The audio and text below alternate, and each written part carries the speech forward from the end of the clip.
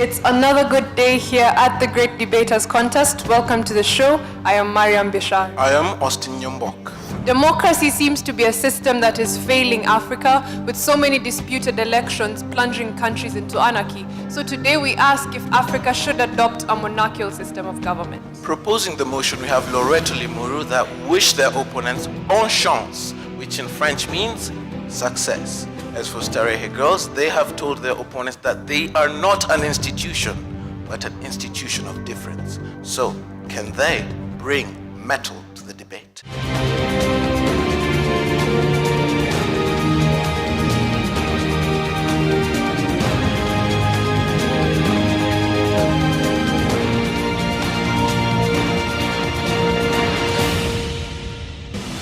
The motion this week is African states should adopt a monarchical system of government. Proposing the motion, Starehe Girls Center.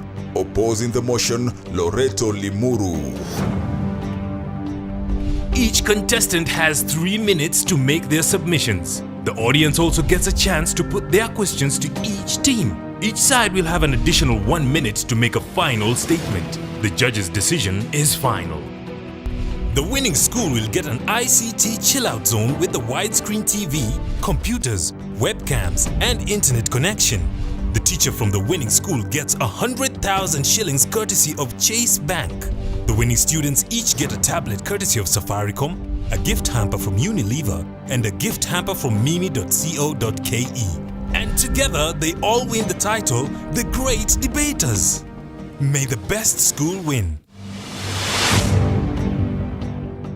Proposer number 1, you have 3 minutes to begin. Thank you so much for this opportunity. I'm Zipora Njikugaku from Starehe Girls Center. And today, I do believe that a monarchical system of government is the best system of government for Africans.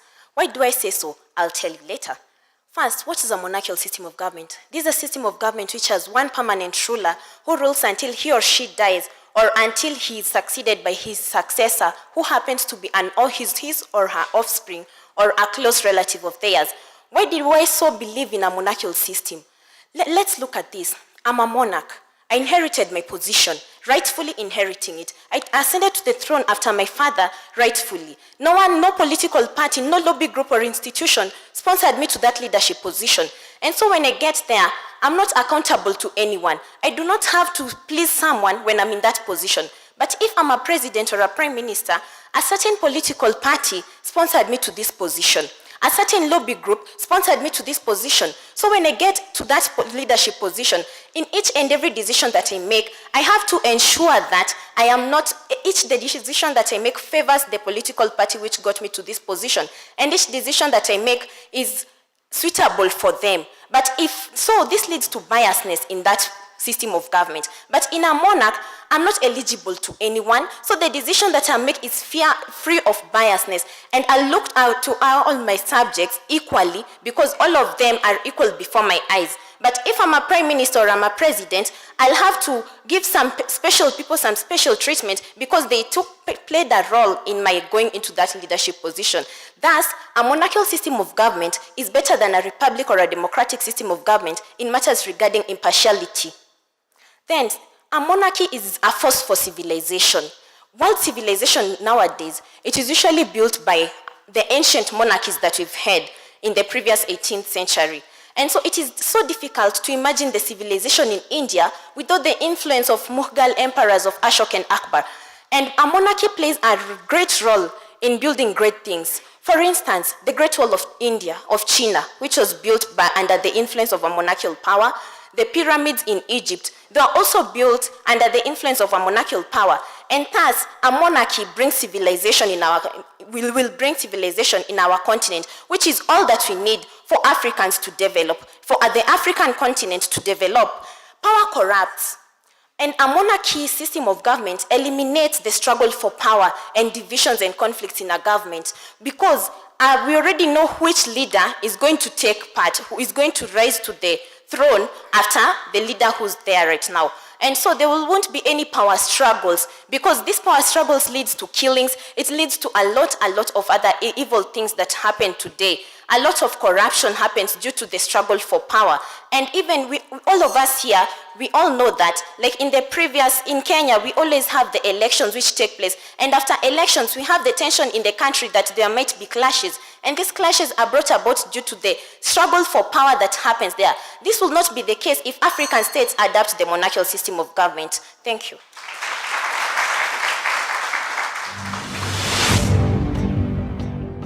First opposer, you have 3 minutes to make your opening remarks. So before I begin, I'd like to correct my esteemed opponents. According to my 8th edition Advanced Learners Dictionary, there is no monarchical system of government. It's a monarchical system of government. So a monarchy is a form of government where authority is placed on a single individual and is usually hereditary. So why are we opposing this motion today that monarchical system of government should not be taken up by African states? You see, there is a lack of democratic legitimacy and accountability. We do not choose or do not have the power to choose who comes into power next. Whether the person is aged, senile, or underqualified, the person will still come into power. So the philosopher Immanuel Kant in the 18th century once said that paternalistic states such as monarchies are inherently immoral because they do not deny individuals that rationally choose to oppose their own pursuits. So this was once done by Loreto in the state of Colombia. So in an absolute monarchy, there are no bodies or opposition parties to critique and keep them on their toes. A monarchy does not have anybody to oppose what he does. He does not have a manifesto which tells him what he's supposed to achieve. So this in one way or another affects what he does and does not help the country to be able to grow economically. Otherwise, I'll give the analogy of the marriage. You see, in marriage, when you're bored with your partner, you can be able to separate. You can be able to get divorced. But in a monarchy, when the monarch rises to power, this is what happens. You move with the monarch to the end. You do not get separated. Through thick and thin, you are with them till the end. So this is not what we want for our country. We want change. We want to be able to experience new leaders each and every time we rise up and we want to move on as a country. So that is why we oppose the motion that African states should not adopt a monarchical system of government. Thank you.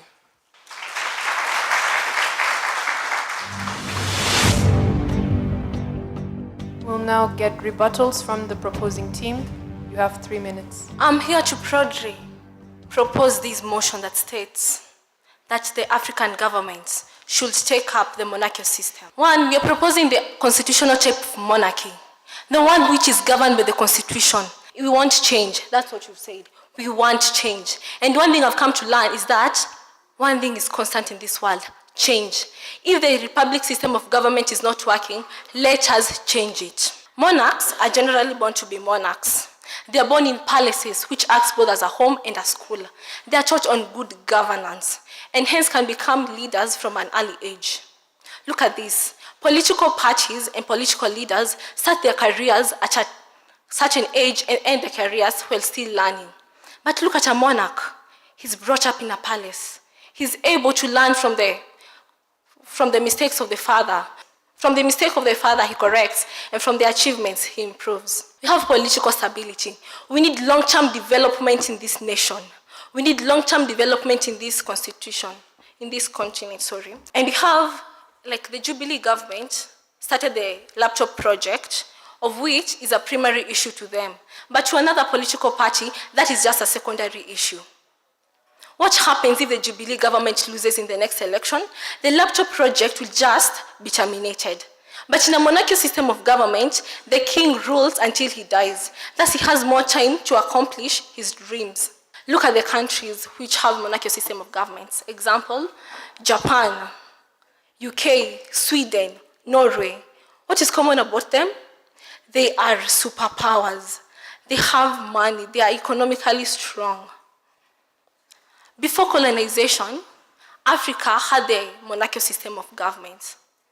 Look at this, the Baganda Kingdom, and in Egypt you had the pharaohs. You have the Lozi Kingdom also. So when you bring back the monarchical system of government, we shall be preserving our culture. Tourists come to see our culture, our beautiful heritage. And thus will attract more tourists, bringing more money to the government.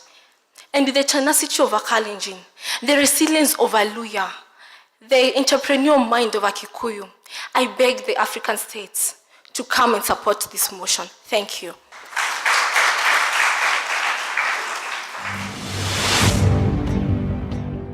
The opposing team, you may give your rebuttal. You have 3 minutes. Angela Nyaga, Loreto High School, Limuru. My esteemed opponents are trying to say that if African states adopt a monarchical system of government, we will develop economically. But, just for your information, Botswana is a republic and it is still developing economically. My fellow opponents have also tried to bring out the fact that since the head of state of a monarchy is taught on how to rule from birth, he will have the appropriate qualifications when he comes of age. But let me ask you, if you are 1 year old and you cannot still get the concept of adding 1 to 3, does it mean that if the teacher keeps on repeating it, from when you're 1 year old to when you're 18 years old, you will get to understand the concept? The fact that I'm in king or a queen's bloodline does not mean that I have the intellectual capability, the political maturity to lead a kingdom. There is no assurance there. We cannot depend on heredity. In fact, intelligence is not actually passed on genetically. You acquire it. There is no assurance that the next person in heir to the throne will have the intellectual capability to lead a kingdom. They've also said that a monarchical system of government will help us to embrace civilization. Let me give you an example of Lesotho, which many of you like to call Lesotho, but whichever the case, it is still Lesotho. It works using a monarchical system of government, but this is what has happened. There is the Ibrahim Index of African Governance that is a watchdog. It makes research on the development of countries, human development, social development, economical development, and political development. And they found out that despite Lesotho having a monarchical system of government, 40% of the people still live below the normal income. A third of the population has AIDS. Is this where we are trying to take our African states? Do we want to have 60% of our population suffering from AIDS? Do you want to have 2/3 of our population living below the poverty line? I really don't think so. They've also said that in a monarchical system of government, there is no struggle for power. Well, in 2011, in the Saudi kingdom, the next person in the line, the next one who was going to inherit the throne, fell sick. Quite unfortunate. Who was to take up the throne? The next brother also fell sick in the same year. What happened? The sons fought for the seat. So we also see in a monarchical system of government, there is struggle for power. People want that title, people want that hold, they want the ego that comes with it. We are not assured of no struggle for power in monarchical governments. Thank you.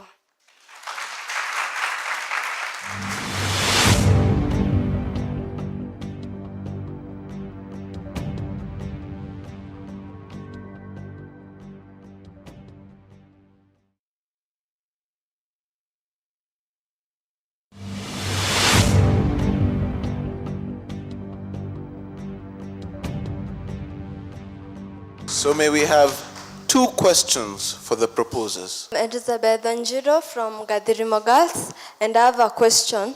What do you do in a situation whereby the leader to take over the seat does not have the right qualities? And also, don't you think we as the citizen of that country deserve to choose a leader that we think can lead best? Thank you. I'm Nathan Kabare I'm from Thika High School. So question to the proposers, comparing the rate of growth of economies in monarchical systems of government and democratic government countries, convince otherwise that monarchical countries grow more economically than democratic governments. Thank you. May we proceed with 2 questions for the opposers? I'm Frank Agina from Starehe Boys Center. The question is the Dubai Emir system a monarchical system or is it a democratic system? I'm David Yuri from Thika High School, and I mean to ask the opposers, previously, what choice do you leave the African governments to take up as a suitable form of administration if the democratic systems have failed and you do not want us to implement the monarchical systems? What choice do you leave us? May we have the 3rd speaker from the proposing side? Please take the stage. My name is Evelyn Achaya from Starehe Girls Center, and I'm here to respond to the questions asked by the audience. The first question about the qualities of a good leader. Suppose the person getting over or being given the power is not a good leader. Here we are dealing about the constitutional type of monarchical, whereby the citizens are going to be involved in part of the decision making of that monarchy. So if the person taking over the power is a bad leader, and then citizens have a right to be involved in decision making, whether that person is responsible enough to take up the power. And then before the monarchical system of governance is installed into place, the family lineage of that person has to be scrutinized, and they have to know that this family is going to rule us as a monarchical system of government. So I hope you answered. And then about the economic growth of the monarchical countries that take monarchical system of administration. First, we have Japan, United Kingdom. These are countries that are growing economically. Compare yourself with Kenya, Nigeria, and some other countries in Africa, whereby you keep on complaining as Africans that tunaonewa. I mean, what's the problem with Africans? Are you not seeing and trying to emulate the good examples of other countries like the United Kingdom, whereby they're growing economically, and you know it's very that you cannot compare the economic growth of Kenya as a country or Nigeria as a country, the economic growth of United Kingdom. I hope that suits you. My first point, monarchical system of administration, it eliminates the claims about marginalization and neglection of some of the minority groups, whereby they say that they have failed to participate in the national cake, which seems not to be enough for them. As Africans, you've always heard of people complaining that when a certain group of people or a certain leader takes up position, there has to be a minority group that will complain that there is no justice. So in order for us to eliminate this issue of injustices and Africans fighting, Africans losing blood, I'm personally tired of seeing many Africans dying just because of the kind of leaders we have. And it's high time that Africa, you see the disadvantages of the republic type of governance. So you need the monarchical system of governance. 2, a leader needs the peace of mind so that he can rule you. I know you come from different places, but a father needs a peace of mind to guide the family into the right way. So as in a republic type of government, there is no peace of mind. This is because of the so much pressure exerted on the leader from the political parties and from different people in the society. How do you expect such a leader to help you? How do you expect him to ensure economic growth of your country if you don't give them peace? That is why we need the monarchical system of governance, so that our leaders are given enough peace to rule this continent into the right place. And then you'll find out that the distance from your head to your right hand is the same distance from this same head to your left hand. So the same way that you accepted the republic type of governance is the same way that you're going to accept the monarchical system of governance. Because I tend to find that the monarchical system of governance is more stronger. It's in the right hand side. And it's because Africans, you've been blinded and you do not know the importance of the monarchical system of governance. So please, Africa, can you open your eyes, open your minds, and think harder? Thank you.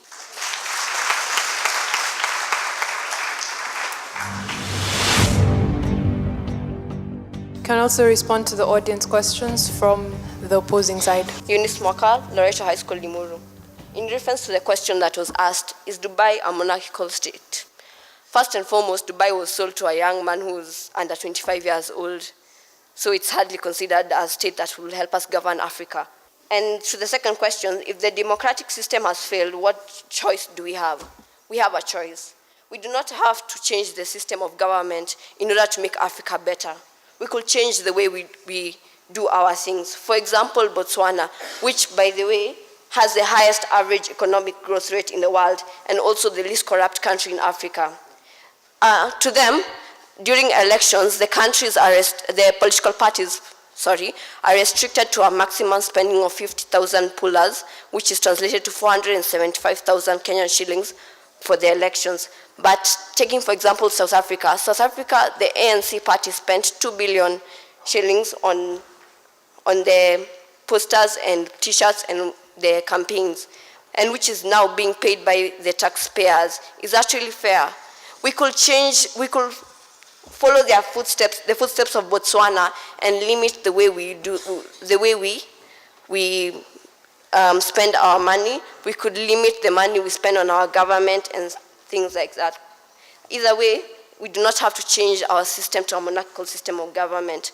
And also, as the monarchical leaders may have been raised from birth to be great, to be leaders, but what if the leader comes into power before they are mature, or what if they do not have the qualifications? For example, King Mswati became king when he was 14 years old. Right now, he's the richest person in Swaziland, while the rest of the country is suffering. In France, King Louis XIV became king when he was 9 years old. During his reign of 72 years, there was the French Revolution. That is to show that the monarchs are not actually the best form of government that we have right now. Every single form of government has its consequences, it has its faults, but what we can do is work on what we have right now to bring it forward. In India, Mahatma Gandhi's line has been ruling from the beginning till recent times, when the new president is the only one who has not been from Mahatma Gandhi's line. But because they realized, according to the study of genetics, the gene of character or leadership is not passed down from one person to the other. The genes of character and leadership are found in individuals, which we elect. During elections, we find the people who have those genes, and we can be able to work on them and give them the best chance that we can. Africa needs a chance to survive what we have. Thank you.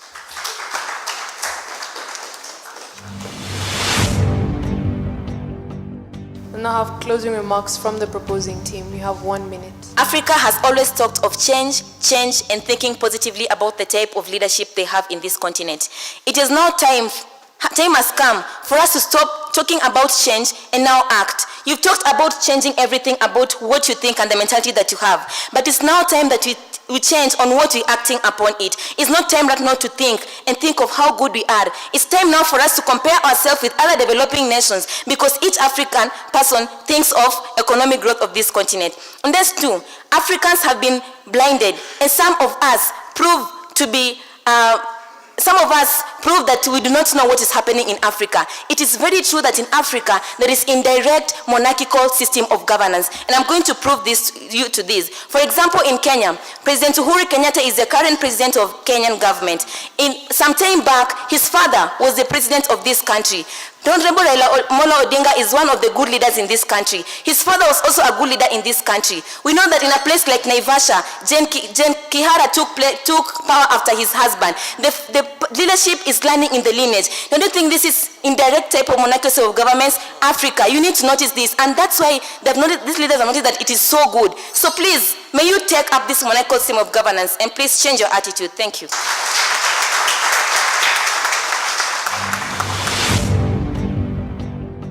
Opposers, you also have 1 minute for your final submission. Ostriches are big animals. They have quite a large amount of weight, but they have one distinct behavior. When trouble approaches, they bury their heads in sand. That is what, as Africa, we are trying to do. We are trying to forget our problems, trying to pretend they're not there by adapting the monarchical system of government. We should stop beating around the bush. What Africa needs is not a change of the system of governance. It is a change in the mentality of our leaders, in their modes of behavior, in what they think they should do when ruling this country. There is no need of jumping from point A to C by adapting the monarchical system of government and forgetting that we have our inner selves to change. We have problems that are within us to change. We have the problem of corruption. We have the problem of nepotism. We have so much that we can change and improve this continent without necessarily adapting the monarchical system of government. We should stop beating around the bush. Thank you.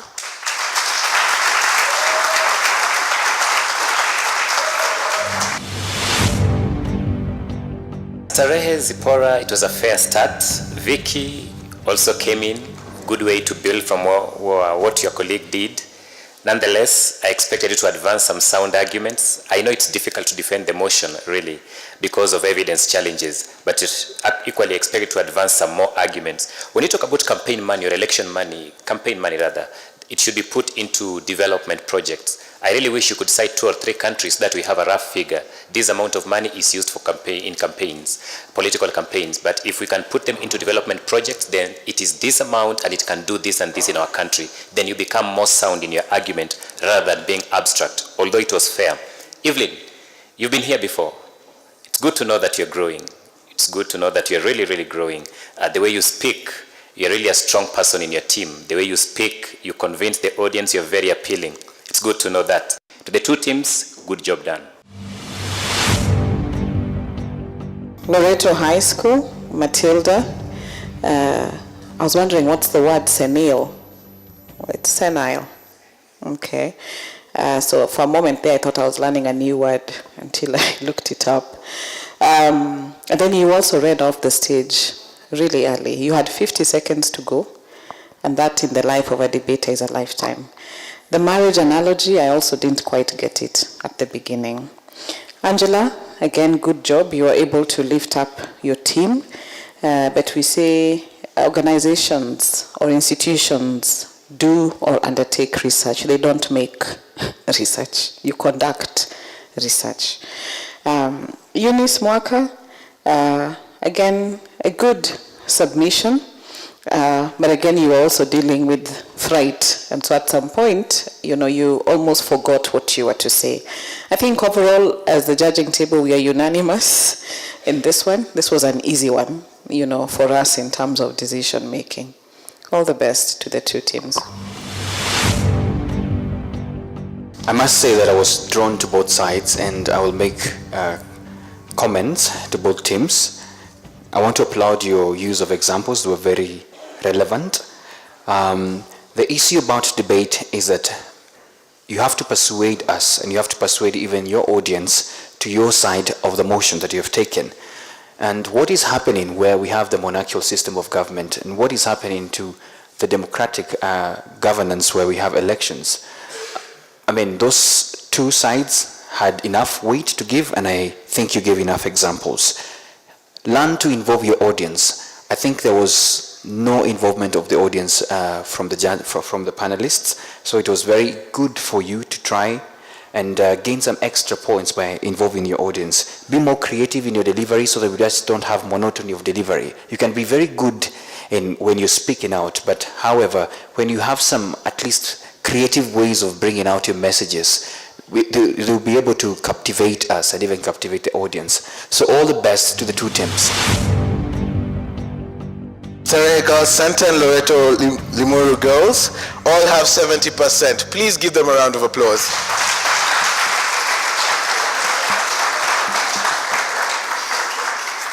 We congratulate both teams for the job well done. We hope we both get to see them in the nationals. From us here at the Great Debaters Contest, it's goodbye till next time. I am Mariam Bishar. And I am Austin Yumbok. The winning school will get an ICT chill-out zone with the widescreen TV, computers, webcams, and internet connection. The teacher from the winning school gets 100,000 shillings courtesy of Chase Bank. The winning students each get a tablet courtesy of Safaricom, a gift hamper from Unilever, and a gift hamper from mimi.co.ke. And together, they all win the title, The Great Debaters. May the best school win.